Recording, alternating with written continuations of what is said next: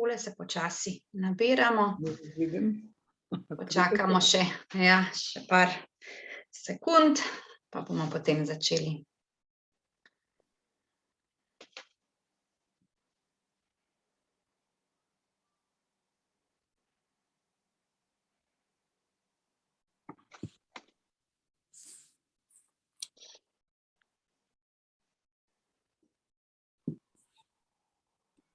Takole. Mislim, da smo pa zdaj vsi zbrani. Tako da za začetek najprej lepo pozdravljam vse zbrane, vse udeležene na današnjem Alzheimer kafeju. Torej najprej vas lepo pozdravljam v imenu Narodne galerije, ki smo gostitelj, organizator tega dogodka.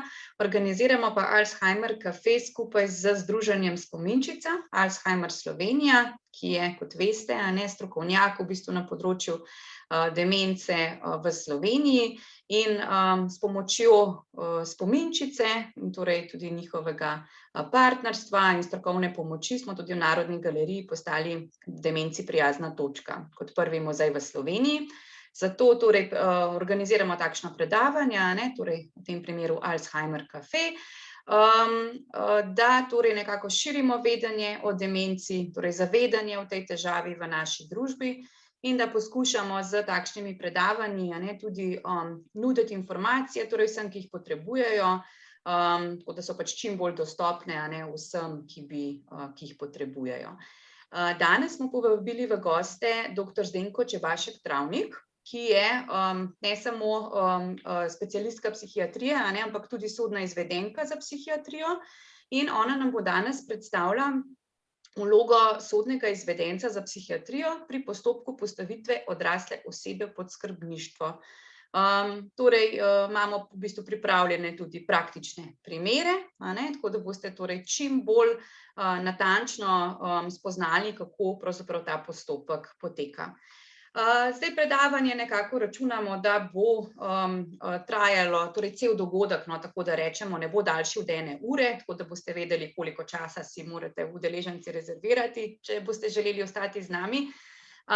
Torej ne bomo daljši kot 1 uro. Gospa, torej doktorica bo seveda si vzela čas tudi za vaša vprašanja. Vprašanja lahko postavljate tukaj spodaj v chat, v to rubriko ali pa v Q&A, torej questions and answers, kamorkoli, torej lahko udeleženci zapišete vprašanja že tekom predavanja, bomo pa potem na koncu jih prebrali in tudi odgovorili nanje.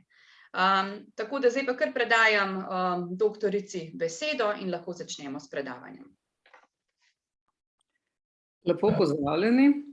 Kot veste, se to predavanje tudi snema in pomeni, da ga boste lahko pogledali tudi večkrat. No, najprej pa bi se vam predstavila, torej sem Zdenka Čebašek Travnik, zdravnica po izobrazbi in bila sem dolga leta tudi zaposlena v psihiatričnih bolnišnicah, več kot 30 let pa sem tudi sodna izvedenka za psihiatrijo. In ko so me pri Spominčici prosili, da naj povem nekaj iz področja človekovih pravic, nekaj, kar je pomembno za vse, ki se soočate s problemom demence, sem pomislila na to, da bo najbrž to moje znanje, ki ga imam, za tako srečanje zelo primerno.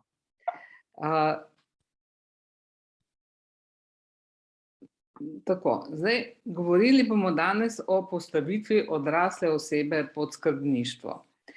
Ko smo še pred spremembo zakona o družinskega zakonika govorili o isti ali pa podobni zadevi, smo govorili, da se odrasli osebi odvzame opravilna sposobnost.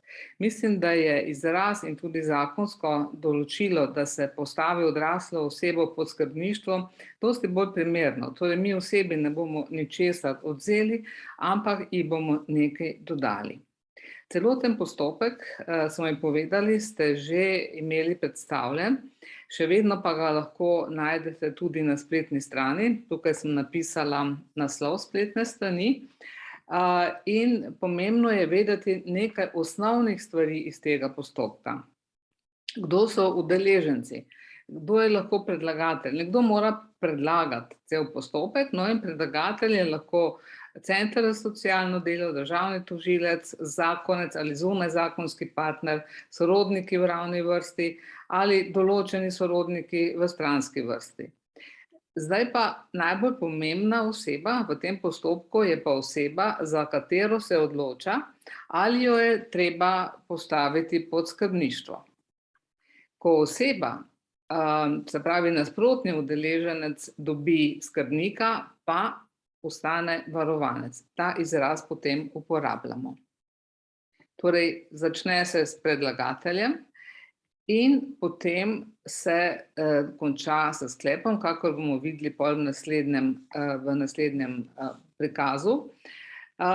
Postopek se začne na predlog upravičenega predlagatelja. Torej, ne more kdorkoli reči, jaz bi pa tej osebi dal enega skrbnika, ker počne neumnosti.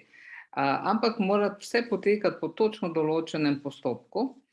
In vse skupaj je pa urejeno v 2 zakonih, in sicer v Družinskem zakoniku in v Zakonu o nepravdnem postopku. Na spletni strani, ki sem jo prej omenila, imate tudi to sliko, kako poteka postopek, in vidite, da v relativnem začetku tega postopka sodišče pridobi izvedensko mnenje. No, in danes se bomo pogovarjali o tem. Torej, ne o vseh drugih postopkih, ki jih rabi, s katerimi se pol konča, da sklep postane pravnomočen, ampak samo o tem izvedenskem mnenju, ki je obvezni del postopka za postavitev osebe pod skrbništvo. Zdaj najprej, kako izvedenec pride do nasprotnega udeleženca. Izvedenec dobi osnovne podatke v sodnem spisu. Sodišče izvedencu pošlje celoten sodni spis, ki ima oznako N, pa potem določene številko, in JJJ so pa letnica. Če nasprotni udeleženec, torej zdaj že vemo, da je to oseba, ki se predlaga za skrbništvo, se izvedenec dogovori s predlagateljem. Na primer, piše na domači naslov in sporoči svojo telefonsko številko, da se potem lažje dogovorimo za srečanja. Če nasprotni udeleženec živi v domu starejših občanov, se izvedenec dogovori s socialno službo tega doma, po pošti, po telefonu, in kar je še zelo pomembno, da na center pošlje tudi sklep sodišča, iz katerega je potem jasno, da je ta izvedenec imenovan za točno to osebo. Kadar pa so te poti, bom rekla, neučinkovite, pa se lahko do nasprotnega udeleženca pride tudi s pomočjo centra za socialno delo. Zdaj pa, kdo je sodni izvedenec? Sodni izvedenec za psihiatrijo je lahko samo zdravnik, specialist psihiatrije, ki je imenovan za sodnega izvedenca s strani Ministrstva za pravosodje, in na spletni strani ministrstva boste našli tudi seznam sodnih izvedencev za psihiatrijo. Od leta 2019 imamo tudi Zakon o sodnih izvedencih, sodnih cenilcih in sodnih tolmačih, in imamo tudi pravilnik. In tako zakon kot pravilnik določata, na kakšen način izvedenec lahko deluje in seveda tudi kakšne so, bom rekla, ne samo pogoji, da postaneš izvedenec, ampak tudi kakšne so možnosti, da se to sposobnost oziroma imenovanje izvedenca prekliče. Vsak sodni izvedenec ima svojo izkaznico s fotografijo in podpisom in pa štampiljko, ki jo mora uporabljati pri izdelavi sodnih mnenj. Torej, sodni izvedenec dela sodna mnenja, ki jih mora tudi potem pravilno opremiti. Kakšna je pa vloga izvedenca? Sodišče na podlagi predloga postavitve osebe pod skrbništvo imenuje sodnega izvedenca psihiatrične stroke, in zdaj izvedenec mora nasprotno osebo pregledati, se z njo pogovoriti in podati svoje strokovno mnenje. Torej, ni dovolj, da pregleda samo izvide ali pa posluša zgodbo od enega od predlagateljev, ampak se mora s to osebo sestati, jo pregledati, če se da z njo pogovoriti in podati svoje strokovno mnenje. Kaj pa naj bo v tem strokovnem mnenju in kakšne so naloge izvedenca, pa so zapisane v sklepu, ki ga izda sodišče in pošlje vsem udeležencem in nasprotnemu udeležencu s priporočeno pošto. In ta mora to priporočeno pošto seveda tudi podpisati. Zdaj pa tista stvar, o kateri bomo danes največ govorili. Kako poteka delo izvedenca? Tudi delo izvedenca poteka v stopnjah.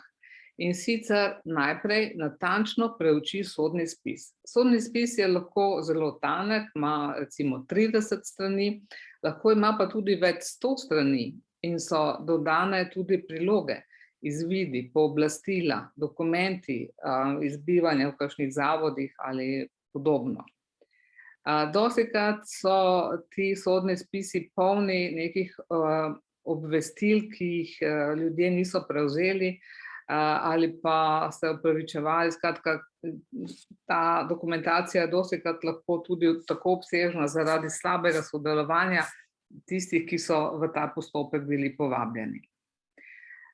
Ampak običajno ima tak sodni spis tam do 100 strani in v tem sodnem spisu so določeni podatki, s katerimi izvedenec naredi neko konstrukcijo, neko predstavo, kaj se pravzaprav s to osebo dogaja. No, sodišče pa določi tudi, da izvedenec pridobi in preuči tudi dodatno medicinsko ali pa drugo dokumentacijo. Včasih se pa zgodi, da tega sodišče ne napiše in seveda izvedenec ne more kar sam naročiti, naj mu pošljajo te dokumente, zato sodišče prosi, da se ta sklep razširi in da dovoli zbiranje podatkov še po drugih poteh. No, potem, ko je to vse preštudirano, potem sledi pa pogovor in pregled nasprotnega udeleženca. Ta pogovor, to sem prej omenila, kako pridemo sploh do tega nasprotnega udeleženca, ampak ta pogovor se skrbno zapiše, potem pa sledi ponovni pregled sodnega spisa in dokumentacije, da primerjamo, kaj je na tem obisku bilo potrjeno, ali pa kaj je bilo novega, ali pa kaj je bilo zanikano, in potem pride na vrsto izdelava izvedenskega mnenja.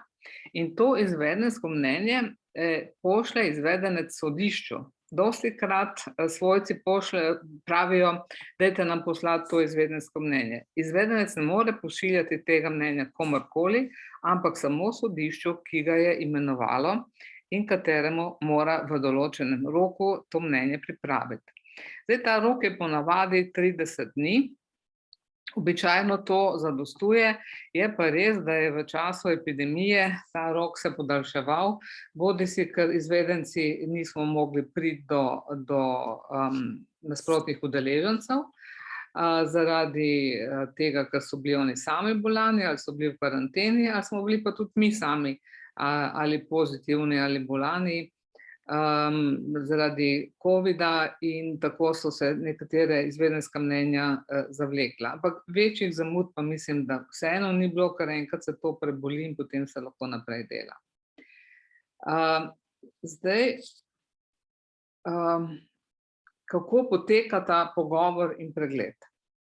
Najprej izvedenec oceni, kakšno je splošno stanje nasprotnega udeleženca, kje živi, ali lahko sam hodi, ali je v postelji, ali v postelji sedi, ali leži, ali kaj bere, katera opravila zmore sam, lahko sam je, ali sliši in vidi. Skratka, to so te osnovne stvari, na katere mora biti izvedenec posebej pozoren, predno začne s psihiatričnim delom pogovora. Ta se pa opravi seveda na podoben način, kot se opravijo pogovori v ambulanti psihiatra. Ugotavlja se, ali je oseba orientirana tako v času, kot kraju, kot osebi. Vprašamo, če vejo, kateri dan je danes, kje se nahajajo. Jaz tudi vprašam, če me poznajo, pa mi pa pravijo, ja, kje ste mi pa znani, ja. No, ampak vseeno, ta orientacija, zakaj sem jaz tja prišla, je pa seveda tudi zelo pomembna in to bomo kasneje poudarili. No, z nasprotnim udeležencem se pogovarjamo tudi o družini. Ali ima zakonca, ali partnerja, ima otroke, ostale sorodnike in bližnje osebe. In že tukaj se vidi, ko primerjamo s tem, kar je zapisano v sodnem spisu, ali so ti podatki točni. Zgodi se, da dementna oseba pove, da ni bila nikoli poročena, čeprav ima seveda še moža živega ali pa pokojnega, da ima otroke, ampak se ne spomni imen in podobno. Skratka, o družini se pogovarjamo z namenom, da vidimo, koliko nasprotna oseba še zmore teh okvirjev, koliko se še znajde v okviru svoje družine. Naslednja stvar, ki jo sprožim, je pa pogovor o namenu postavitve osebe pod skrbništvo. Torej, pogledam v sodnem spisu, kaj je bil tisti razlog, da so to osebo postavili pod skrbništvo. Nekatere osebe zapravljajo, nekatere so povzročile požar, nekatere se kregajo, nekatere imajo psihične motnje, da jih nekdo zasleduje ali pa da jim nekdo nekaj krade, ali pa ne reče, da skriva, ampak da jim nekaj ukrade. Skratka, o tej temi, ki je bila povod za postavitev oziroma za začetek postopka, se s to osebo pogovarjam. Potem sledi ugotavljanje morebitnih znakov duševnih motenj ali pa celo bolezni, čisto po učbeniku psihiatrije. In seveda naredimo tudi vedno teste za oceno kognitivnih sposobnosti. Te teste večinoma, mislim, da vsi poznate, vse tisti, ki ste zainteresirani za današnje predavanje. Gre za kratki test poznavnih sposobnosti in test risanja ure. In pred kratkim mi je ena sorodnica povedala, ja, saj ni čudno, da je tako dobro naredila test, ker pa so doma vadili, kaj so pravilni odgovori. Ne? In s tako pripombo moramo ravnati zelo previdno. Kajti, če se je oseba doma lahko naučila to, kar so pravilni odgovori na testu, potem pomeni, da so spominske sposobnosti vsaj delno še ohranjene. Test risanja ure je, bom rekla, zelo enostaven test, tudi vprašanj ne rabite, ampak se tega nasprotnega udeleženca prosi, da nariše uro, ki kaže 10 minut čez 11. Seveda 11 pa 10 minut lahko napišemo tudi v digitalni obliki, ampak to ne velja. Mora biti narisana ura, če jo zna narisati. Ne vem pa, kako bo ta test izgledal čez 20 ali pa 30 let, ko najbrž za analogne ure ne bomo več vedeli, vsaj ne na ta način, kot jih poznamo danes. Zdaj, kaj zanima sodišče in kako pridemo do odgovorov? Če je sodišče zanima, in tako približno izgledajo vprašanja, kot so tu napisana, če je psihofizično stanje oziroma zmožnost okrnjena ali zmanjšana, naj izvedenka pojasni, v kolikšni meri oziroma v kolikšni meri je ta okrnjena ali na drugi strani ohranjena. Tako gosto, težko besedilo. Potem pa še posebej naj se opredeli do tega, ali nasprotna udeleženka razume, oblikuje želje in voljo ter v skladu s tem presoja svoje ravnanje in odnose, ter tako želi tudi ravnati, ali pa so njena ravnanja v odnosih pod bistvenim vplivom in torej posledica težav v duševnem zdravju. Vidimo, kako zapletena so ta vprašanja in potem se je treba še posebej opredeliti, ali so sposobnosti zmanjšane zgolj ali pretežno le na določenem področju, na primer s spominom ali pa z orientacijo, ali to, če da, kako vpliva na njene kognitivne sposobnosti in sposobnosti razsojanja. Skratka, sodišče se želi prepričati, kako ta oseba funkcionira. Zdaj bomo pa videli, katera so ta točno določena vprašanja. Ali je oseba zaradi motnje v duševnem zdravju ali težav v duševnem zdravju ali drugega vzroka sposobna sama brez škode skrbeti zase, za svoje pravice in koristi in urejati svoje zadeve.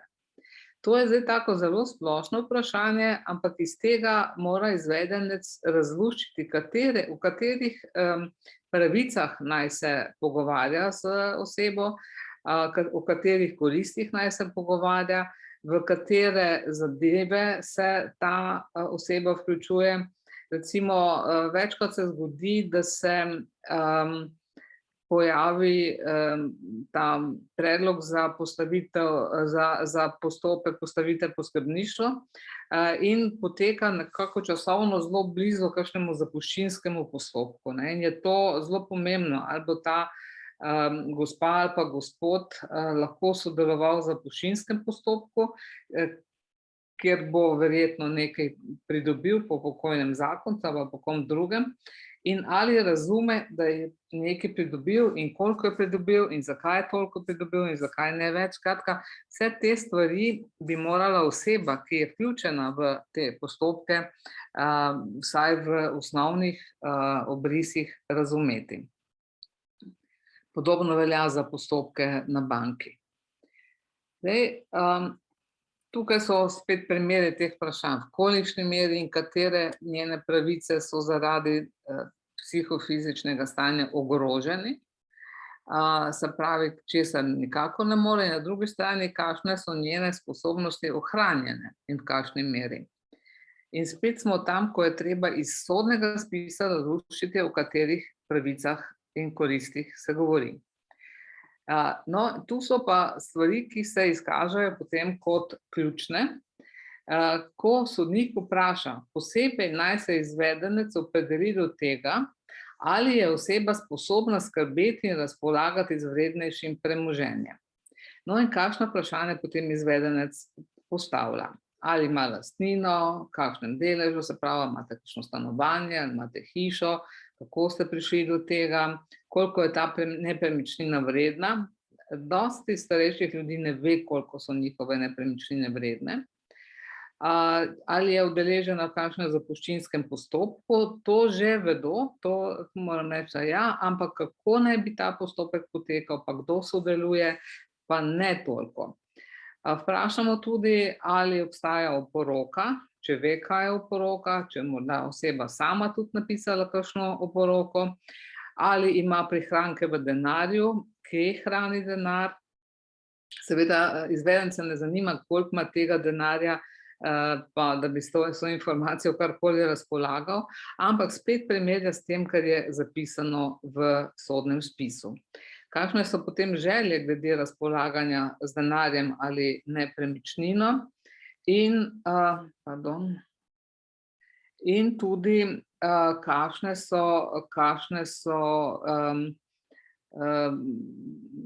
kakšen je odnos do pooblastil oziroma kako te stvari ureja v odnosu z drugimi ljudmi. No, dostikrat se zaplete tudi pri vprašanju, ali nasprotni udeleženec razume pomen in posledice podeljenega pooblastila. Zdaj, zakaj do tega vprašanja pride? Zato, ker je ponavadi tako, da je en sorodnik pooblaščen, drug pa zve, da je ta pooblaščen, pa misli, da je on ta prvi neopravičeno dvigoval denar ali nekaj podobnega. To vprašanje posledic podeljenega pooblastila je zelo pomembno. Običajno starejši ljudje govorijo, ja, to sem pa dala hčerki, ker njej zaupam. In na vprašanje, kaj bi se zgodilo, če ne bi zaupala več, jaz zaupam, to ne pride v poštev, da ne bi zaupala. Podobno velja za pooblastila odvetnikom. No in sprašujemo pa čisto konkretno, v kateri banki hrani denar, kje je ta banka, kako pride do denarja, ko ga potrebuje, kdaj je bil na zadnji banki. Pri tem vprašanju se izkaže, da se oseba ne spomni, kdaj je bila na zadnji v banki, recimo o podpisu pooblastila, pač pa zelo radi operirajo s karticami. Jaz sem dala vnuku kartico, pa mi je dvignil na avtomatu. Ali pa sinu kartico, ali pa hčerki kartico in potem sin dvigne denar, pa mi prinese listek. Kaj pa piše na tistem listku, pa oseba že ne ve več. Vprašamo tudi, kakšni so mesečni stroški življenja za stanovanje, kurjavo, elektriko, televizijo, hrano, obleko. No, pri obleki pa ponavadi povejo, da za obleko pa nič ne rabijo, ker imajo dosti obleke. In to lahko tisti, ki smo že malo starejši, se kar strinjamo. Ampak druge stroške pa nažalost tudi slabo poznajo. Računa za elektriko, koliko so dali za kurjavo, to jim že zmanjka. Tudi ko so nameščeni v domu, ne vedo dostikrat, kolikšni so ti stroški, plačuje jih ponavadi oseba, ki je že pooblaščena. Koliko denarja za osebne potrebe imajo pri sebi, sem vprašala pred kratkim eno gospo, je rekla, ja, kakšnega jurja. V domu za starejše občane ima pri sebi jurja za osebne potrebe. Malo sem bila začudena in pogledala, kaj piše v sodnem spisu. Vprašamo tudi, kakšna je penzija. Tudi številke penzije dostikrat ne vedo. Ko pa vprašamo za kakšne druge dohodke, pa je sploh problem, recimo od najemnine ali pa od obresti ali od česa, dostikrat ne dobimo odgovora in se čudijo, kaj sploh so drugi dohodki ali pa kaj je dohodnina. No, sodišče tudi vpraša, ali nasprotna oseba s svojim vedenjem, ravnanjem ogroža pravice in interese drugih. Recimo, vprašajmo se mi sami, ko premišljamo, ali je taka dementna oseba lahko nevarna za druge ljudi, pa za njihove interese. Največkrat se srečamo, tudi predlagatelji to zapišejo, da opozarjajo na nevarnost požara zaradi prižganega štedilnika.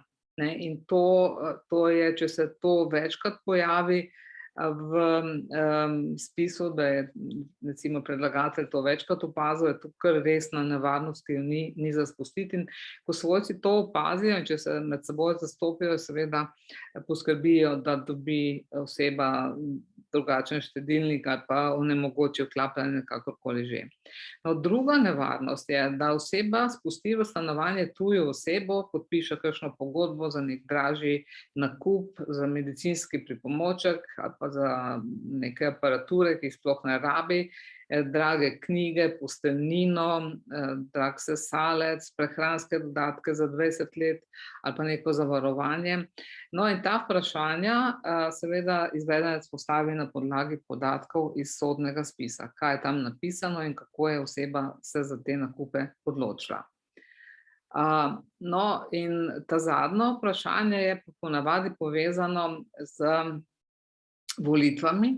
To je tudi v zakonu določeno, da izvedenec poda mnenje o tem, ali je glede na svoje stanje ta oseba, nasprotna udeleženka, sposobna razumeti pomen, namen in učinek volitev.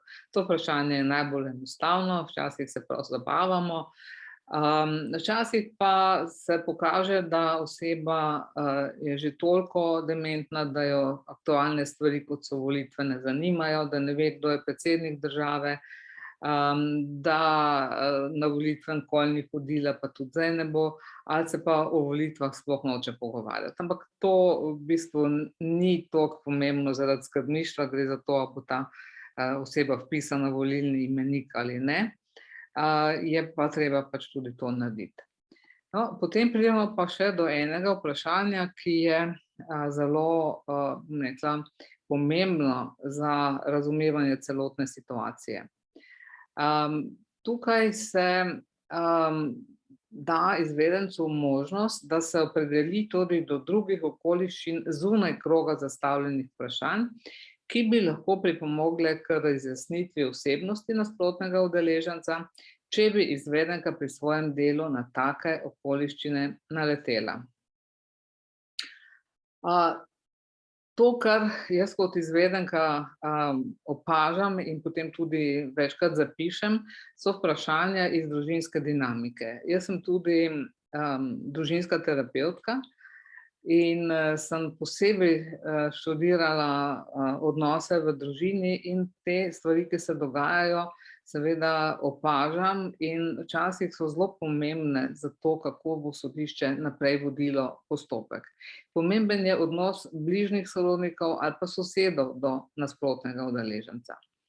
Dostikrat se zgodi, da se bližnji sorodniki, ponavadi so to otroci, ponavadi razdelijo. Eden misli, da mama ni dementna, pa da to, ne vem, brat pretirava, ker do teh razlik v dojemanju posledic demence prihaja zato, ker je ponavadi en od otrok več časa z dementno osebo kot drugi. Lahko pa tudi, da neki konflikti izvirajo iz preteklosti, iz občutka, da so starši imeli enega otroka raje kot drugega. Skratka, to so zelo zanimivi pojavi, pri čemer vidimo, da se te različni pogledi na osebo, ki se postavlja pod skrbništvo, se prenašajo ne samo od otrok na dementno osebo, ampak da se prenašajo tudi otrok na zastopnika oziroma odvetnika in se potem vzpostavijo taki krogi, ki se le v malo stvareh povsem ujemajo. No, za izvedence je tudi pomembno, kakšne so stanovanjske razmere, v katerih nasprotni udeleženec živi, ali tam predstavlja ta okolica kakšne, pa samo stanovanje kakšne nevarnosti.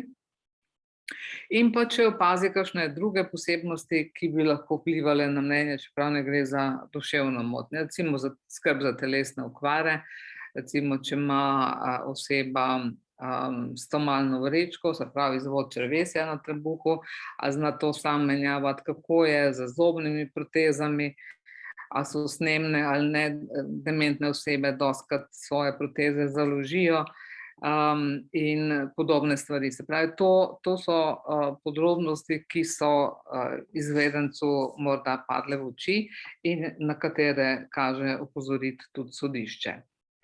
No, zdaj bomo pa prišli, tako kot smo obljubili, po pol ure do vaših vprašanj, na katere bom jaz poskušala odgovarjati, pa poglejmo, kaj se nam je nabralo v našem vprašanju.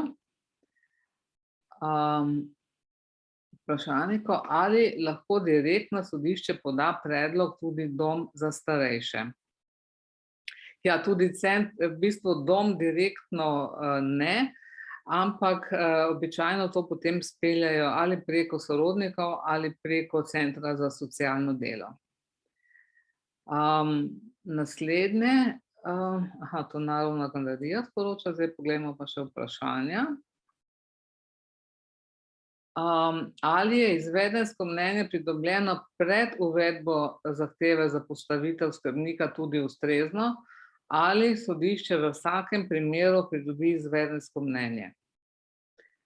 Ja, to je eno tako, bom rekla, področje, ki se ga jaz kar malo bojim, ne. Sodni izvedenci, prav, ki smo imenovani, delamo sodne izvedenska mnenja po naročilu sodišča. In če naredimo mnenje, ki ima vse elemente izvedenskega mnenja, pa ni po naročilu sodišča, tam se ne smemo podpisati, da smo sodni izvedenci. To ne bi bilo prav. Je pa res, da sorodniki dostikrat nekako za začetek postopka poskrbijo z nekim izvedenskim mnenjem. In zdaj sodišče pa odloča zelo različno. To so moje izkušnje, zdaj prosim, to ne morem posplošiti, ampak v zakonu piše, da lahko uporabi izvedensko mnenje, če ni starejše kot 6 mesecev. Ampak to jaz, ker nisem pravnica, razumem tako, da če je v enem postopku recimo bilo izdelano izvedensko mnenje, recimo v zapustinskem postopku, ali se lahko to izvedensko uporabi tudi v postopku postavitve pod skrbništvo ali pa v kakšnem drugem postopku. Problem je v tem, da se... Gospa, vas lahko samo sekundo zmotim, majčkeno vam mikrofon nagaja, imate kaj? Tole, ja, da se bo slišalo vas dobro. Ja, hvala. Torej, sodišče lahko odredi, oziroma lahko sprejme to izvedensko mnenje, če je bilo narejeno s strani izvedenca, vendar jaz sama osebno menim, da se v 6 mesecih lahko psihično stanje nasprotnega udeleženca tako močno spremeni, da situacija ni več ista kot takrat, ko je bilo to prvo mnenje narejeno. Tako da tukaj ni enotnega odgovora in je treba dejansko počakati na postopek in tam videti, kako se sodnik odloči. Tudi če je recimo v takem mnenju podanih nekaj odgovorov, ki jih sodnik potrebuje za odločitev, ali pa sodnica, je vprašanje, ali so podani vsi odgovori, ne? Ali pozna, ne vem, bom rekla, pojav oziroma razume pomen pooblastila, ali razume pomen skrbništva. Recimo, ali vprašam te ljudi, s katerimi se pogovarjam, ali veste, zakaj sem jaz prišla k vam? Ne vem. Ne vem, a vam ni noben povedal? Ne, noben mi nič, ja, hčerka mi je povedala, da boste prišli. Zakaj pa? Ali vam je povedala tudi, zakaj pride? Ne, to pa ne. Potem pa jaz povem, mene je sodišče poslalo v postopku postavitve skrbništva nad vami. A veste, kaj je to skrbništvo? Ja, to je pa to, ker sin hoče biti šef doma v družini. Ali pa mi pravi, da skrbništvo, da zakaj pa vas je sodišče, jaz pa nisem nič naredila, ne? Nikoli nisem naredila nobenega prekrška, zakaj bi vas sodišče poslalo? Skratka, vidiš, da oseba ne razume samega postopka in takrat seveda sprašuješ še globlje naprej. Tako da jaz sem zelo skeptična do teh drugih izvedenskih mnenj, moram reči, da s temi sodniki in sodišči, s katerimi pretežno delam, takih primerov praktično ne vidim. Bi pa opozorila, da dejansko sledite temu, kako sodišče vodi postopek, no. In tukaj imamo, oziroma drugače, ali mnenje, ki ni sodni izvedenec, tudi velja. To je spet vprašanje bolj za sodnika in jaz bi rekla, da ne velja. Ampak če se sodnik odloči drugače, je to najbrž možno, ampak meni to ni znano. Vedno, ko sem jaz imenovana v teh nepravdnih postopkih, pač sem jaz prva imenovana in ni nobenega drugega mnenja. So pa izvidi psihiatrični, ne, na podlagi katerih pa ta upravičeni predlagatelj sploh začne postopek. Ne? Recimo psihiater ob ambulantnem pregledu ugotovi znake demence in predlaga sorodnikom, da bi bilo dobro, da postavi osebo pod skrbništvo. To ja, ampak ta izvid, ki ga psihiater napiše, ni enakovreden izvidu sodnega izvedenca. Ali je nasprotni udeleženec obveščen po pošti, da je zanj uveden postopek za postavitev skrbnika? Odgovor je ja. Vedno sodišče obvesti po pošti tudi nasprotnega udeleženca. In tu se zdaj že pokažejo prvi zapleti, ali ta nasprotni udeleženec, če živi doma, mora iti na pošto, mora to znati prevzeti ta dokument in tudi, ko ga dobi, je vprašanje, kaj s tem dokumentom naredi. Dostikrat ta dokument potem da otroku, da je poglej, kaj je to, zakaj meni sodišče piše, in potem pogledajo. Skratka, ja, vedno je obveščen tudi nasprotni udeleženec in seveda je nasprotni udeleženec tudi vabljen na naroke. In zato tudi sodišče sprašuje, ali je ta oseba sposobna, da se udeleži naroka. Zdaj, praviloma naroki potekajo na sodišču, vkolikor je pa tako, da ni mogoče osebe izpeljati, osebe pripeljati na sodišče, se pravi, da je nepokretna v postelji, pa še vedno se lahko pogovarja. V tem primeru lahko sodišče izjemoma organizira narok tudi tam, kjer ta oseba biva. Zdaj tukaj vidim hvala za odgovore glede izvedenca, ali obstaja obrazec za uvedbo nepravdnega postopka. Verjetno pa je tu dobro priložiti predhodna mnenja psihiatra in nevrologa. Na začetku predavanja sem pokazala, malo da bom šla čisto na začetek, upam, da pridem, sem pokazala naslov spletne strani, kjer lahko pridobite vse informacije, kako poteka postopek. Se vidi?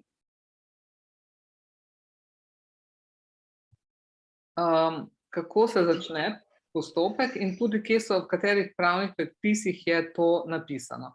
Torej, tukaj je naslov spletne strani, skrbništvo za odrasle, in tam točno vse piše, tako da vidite, ali ste oseba, ki ima sploh možnost, da ste predlagatelj.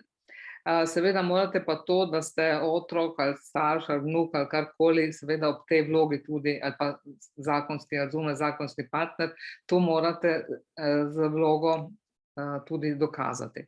Običajno je v tej vlogi,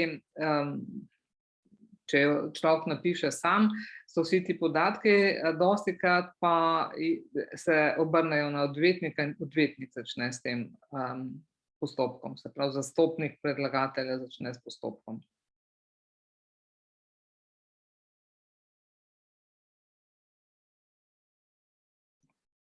Ja, je še kaj?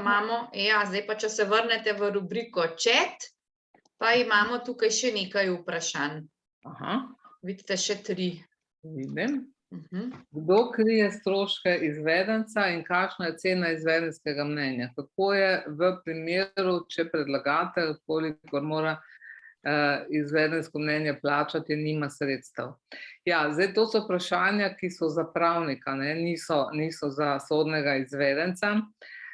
Kdo krije stroške? Običajno to potem ko se vloži, se to določa. Ampak kakšni so pa stroški, koliko, po domače povedano, izvedenci zaračunamo za to izvedensko mnenje, je pa določeno s pravilnikom o sodnih izvedencih in bom rekla tako, tam najcenejša sodna mnenja se začnejo okrog 500 evrov. Lahko pa pridejo tudi čez 1000, glede na to, ali je sodni spis obsežen, ker se postavi višja cena, ampak tudi to je v pravilniku točno napisano, kako se postavi cena, ne morem se jaz izmišljevati. Če ima spis do 100 strani, je pregled tega spisa 51 evrov. Če se pogovarjam z osebo manj kot 1 uro, je to spet 51 evrov.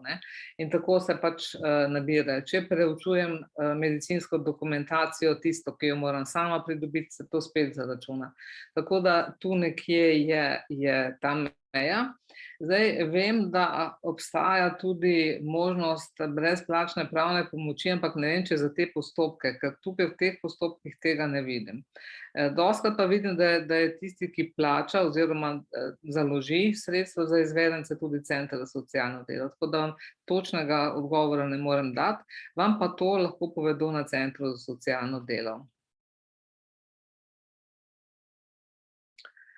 Zdaj pa naslednje vprašanje, ali je možno, da je oseba oporočno sposobna, čeprav je bila delno opravilna nesposobna in je v oporoki veliko neresnic? Ja, to je pa zelo zapleteno vprašanje, ki pa običajno sodi v pravdne postopke, se pravi ne tele z črko N, ampak one z črko P.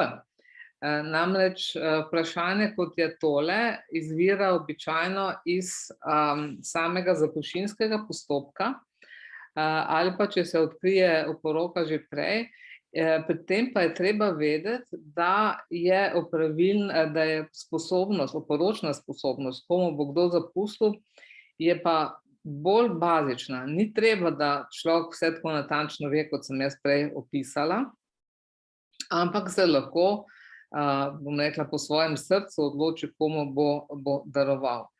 ali je ta oseba bila pod vplivom neke druge osebe in pod vplivom ali pa pod vplivom nekih bolezenskih misli ali pa pod vplivom, ne vem, nekih psihoaktivnih snovi, ne, to pa je treba v vsakem primeru posebej raziskati, pridobiti vse možne izvide, ki so, se pogovoriti z tistimi osebami, ki jih za to odloči sodišče. Če oseba ni več živa, ne, skratka, zelo zapleteni postopki so, in kot poudarjam, za oporočno sposobnost ni potrebna tako visoka ali stroga stopnja razumevanja stvari, kot je pri postavitvi pod skrbništvo. Ja, potem ali prav razume predlagatelj, naj naroči sodnega izvedenca šele na zahtevo sodišča. Predlagatelj ne naroča sodnega izvedenca. Sodnega izvedenca s sklepom določi sodišče in je to stvar sodnika, ki postopek vodi. Predlagatelj lahko ob vlogi, ko da predlog, predloži neko mnenje, ki pa nima teže sodnega izvedenca, razen tistih redkih primerih, ki smo jih omenili prej. To, kar sem pa na začetku opisovala, kako izvedenec pride v stik z nasprotnim udeležencem, je pa seveda po tistem, ko je sklep o uvedbi postopka postavitve osebe pod skrbništvo že izdan. Se pravi, to je naslednje dejanje. Tako da, če greste na tisto spletno stran, ki sem jo prej omenila, boste tam videli, kako grejo postopki in v katerem koraku se imenuje izvedenec. Kakšne so vaše izkušnje, v kolikšnem času se nepravdni postopek odvije, če vlogo odda upravičen vlagatelj, na primer otrok za svoje starše? Zdaj, bi rekla, če poteka vse tako, kot si vsi želimo, je to približno 2 meseca. Vendar, v času, ko ni bilo epidemije, to velja in seveda odvisno tudi od sodišča, kako hitro te zadeve obravnava. V zadnjih 2 letih ne beležim kakšnih večjih zastojev, razen izjemoma, recimo, če kakšen sodnik dalj časa na bolniški, pa potem vse skupaj stoji. Ampak od takrat, ko sem jaz kot izvedenka imenovana, jaz štejem predvsem svoj čas, se pravi tisti rok, ki mi ga sodišče postavi, ta rok je pa običajno 30 dni. Torej, če štejemo od začetka postopka, ko se sproži, pa do tega, da dobim jaz kot izvedenka, lahko mine mesec ali pa recimo približno mesec,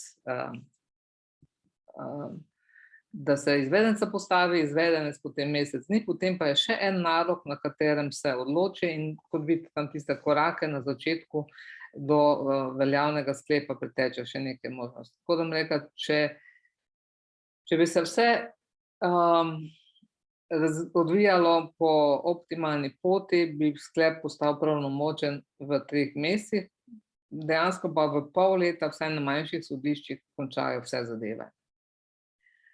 Ja, kaj, če nasprotni udeleženec ne bo hotel priti na sodišče? Tudi to se zgodi, ampak sodišče ima možnosti več, da to osebo, bom rekla, prisilno privede, to tudi piše na vabilu. Kadar pa nasprotni udeleženec ne more priti zaradi nekih bolezenskih znakov, je možno tudi, da se ga namesti v bolnišnico, psihiatrično bolnišnico za, mislim, da 2 ali 3 dni, v tistem času izvedenec pride in se s tem nasprotnim udeležencem pogovori. V resnici je takih, ki nočejo priti na sodišče, pravzaprav malo. Zato je pa tudi smiselno vprašanje sodišča, ali je nasprotni udeleženec sploh sposoben razumeti, v čem je ta postopek in če izvedenec napiše, da ni sposoben razumeti pomena in namena postopka, potem se pač naredi tudi brez prisotnosti nasprotnega udeleženca.